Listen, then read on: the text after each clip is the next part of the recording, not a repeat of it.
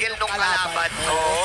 Ibig sabihin, bad news yun. Okay, andito na yung peak chemistry.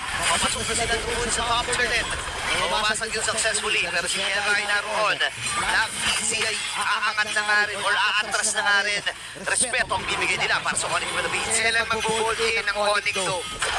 Hindi sila inahayaan ng EPP na gold in eh. Ano? Kung sa palabas? Ibigilan mo yun kung ikaw ay ano. Wait lang. Mamaya natin mga kasama niya kasi si Escalera dito na paggamit na rin ng mga kata. Grabe inuun-inuun din din ng mga little. Pinapakirapan mo at Ghostbusters. Wala pa kayong EPP sa Onyx. Napakakatila. Alam mo yung sa perspective ng EPP man Jin.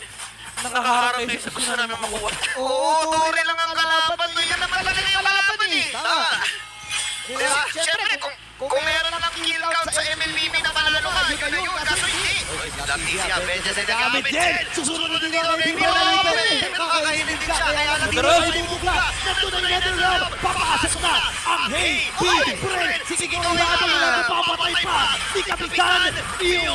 Narito na ang Hive. Game number 1. Basic fundamentals. Basic MLBB. Para sa AB Red.